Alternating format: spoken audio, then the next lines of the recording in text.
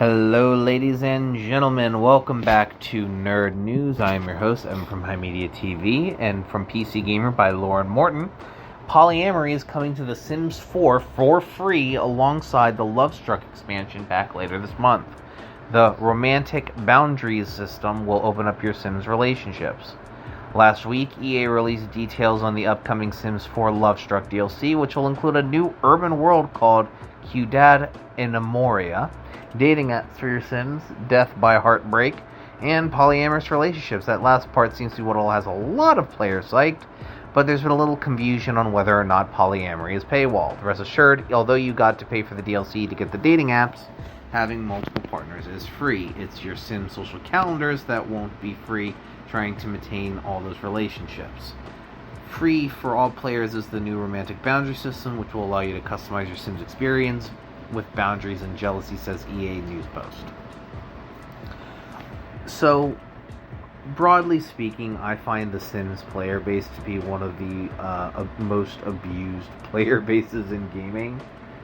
And, while there are plenty of indie studios making things like The Sims to sort of cater to that audience, similar to how Soulsborne players will try very excellent games like Lies of P, or Lords of the Fallen, and at the end of the day, there's one FromSoft, there's one Bloodborne, there's one Elden Ring, there's one, Dark Souls franchise. Now, granted, I would say that the stewards of that legacy is probably in much worse hands at the hands of EA, but what do I know? My partner is an avid Sims player broadly, and she shares her account with another mutual friend, with a friend of hers, and I don't know. I feel like the amount of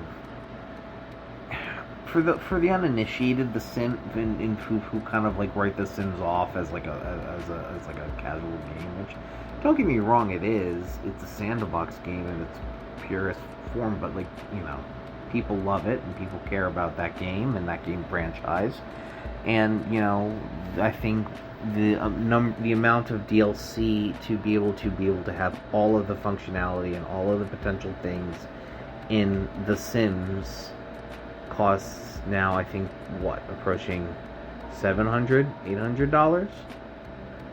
I mean, last I checked it was $600, but that was back in 2016, 2017.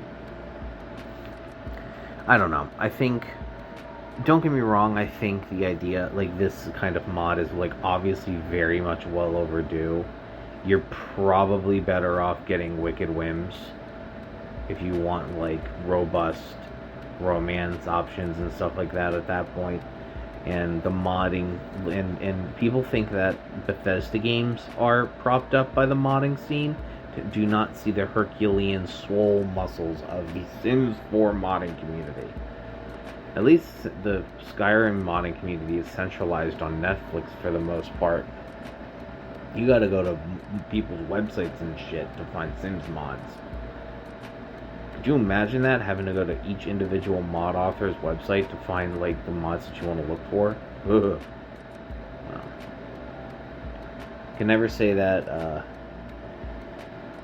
we can't say that the grass is greener, I guess, but anyways. Ultimately, I just want to say EA sucks, man, bad dong, and, Sims players deserve better. On that note, ladies and gentlemen, thank you so much for listening. I appreciate you, your time, and your listenership. I hope you have a wonderful rest of your day, and if you want to talk to me and hang out in the community, please consider doing so at himedia.gg/Discord. Can't wait to see you there. Have a wonderful rest of your day, and I'll see you guys next time.